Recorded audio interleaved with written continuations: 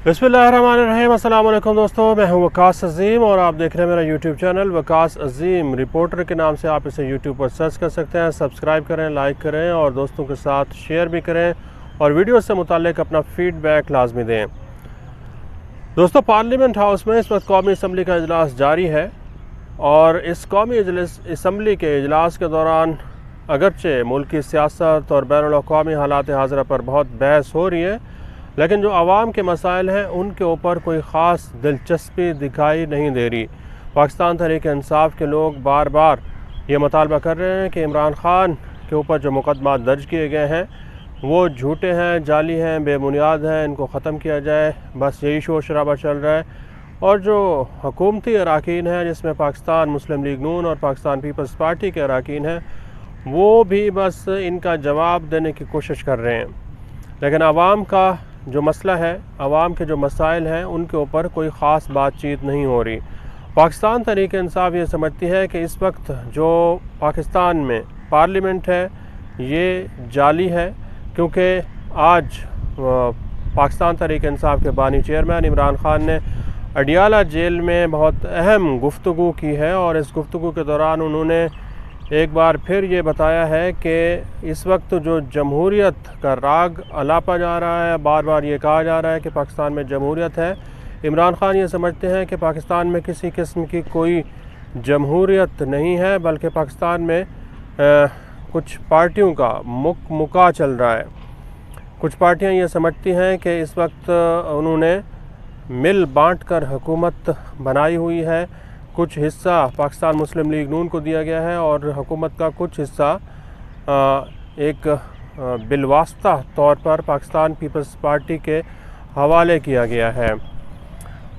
तो इमरान ख़ान ये समझते हैं कि इस वक्त कोई जमहूरियत नहीं है।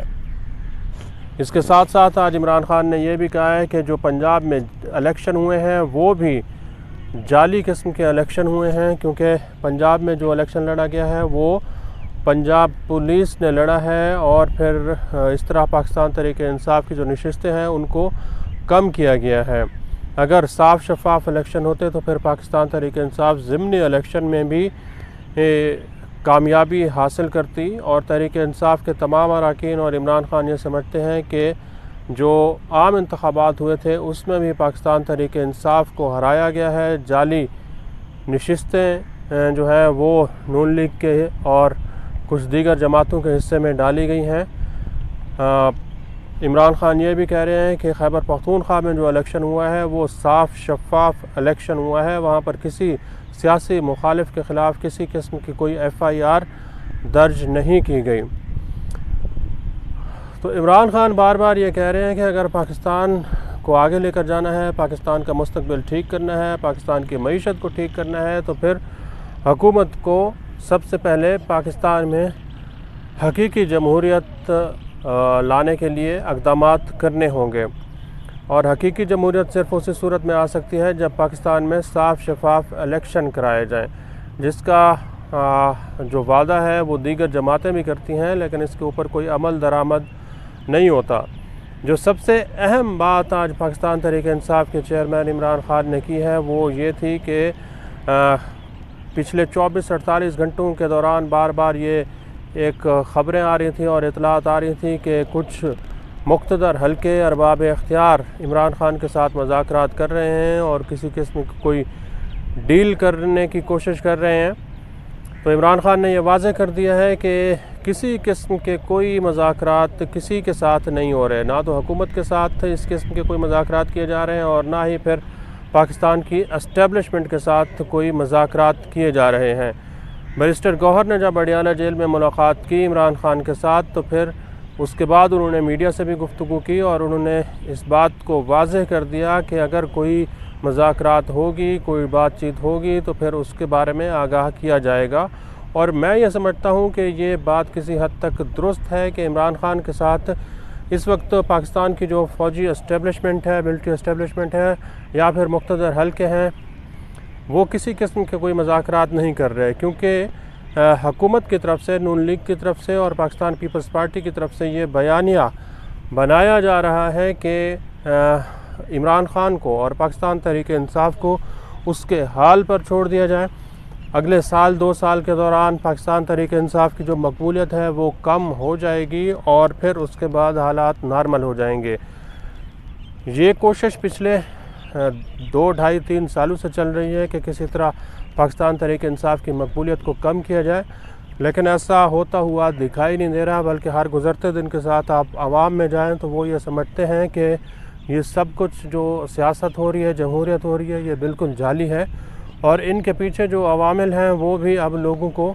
واضح طور پر دکھائی دینا شروع ہو چکے ہیں اور لوگ ان کے بارے میں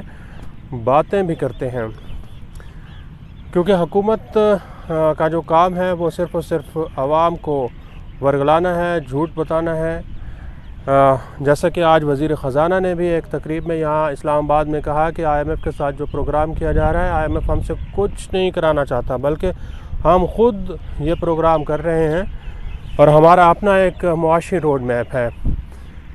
تو سوال یہاں پر یہ پیدا ہوتا ہے کہ اگر حکومت کے پاس کوئی معاشی پلان ہے تو پہلے اس کو پارلیمنٹ میں لایا جائے، جہاں پر تمام سیاسی جماعتیں بیٹھی ہوئی ہیں، عوام بیٹھے ہوئے ہیں، لوگ بیٹھے ہوئے ہیں، تاکہ لوگ اس کو دیکھ سکیں کہ حکومت کے پاس ایسا کیا معاشی پلان ہے، کیونکہ حکومت آئی ایم ایف کی مرضی کے بغیر کوئی بھی معاشی پلان نہیں بنا سکتی، اور اس کا جو ثبوت ہے وہ ڈاکٹر عشرت حسین نے اسی تقریب میں دیا۔ فوراً وزیر خزانہ اورنگزیب کی جو تقریر تھی اس کے فوراً بعد انہوں نے یہ کہا کہ پاکستان کا جو معاشی پلان ہوتا ہے، ترقیاتی پروگرام ہوتا ہے، بدقسمتی سے وہ بیرونی ممالک کے ہاتھوں میں چلا گیا ہے، بیرونی مالیاتی اداروں کے پاس اس کا کنٹرول چلا گیا ہے، اور پاکستان اپنی معاشی پالیسی نہیں بناتا۔ یہی وجہ ہے کہ پاکستان جو ہے وہ بہت زیادہ اس وقت دباؤ میں ہے، اور اس کی بنیادی وجہ بھی یہی ہے کہ جو لوگ پاکستان کو پیسے دیتے ہیں، فنڈز دیتے ہیں، قرضہ دیتے ہیں، پھر انہی کے مطابق ہی پاکستان کو اپنی پالیسیاں تشکیل دینا ہوتی ہیں۔ تو یہ ایک قسم کا آپ کہہ لیں کہ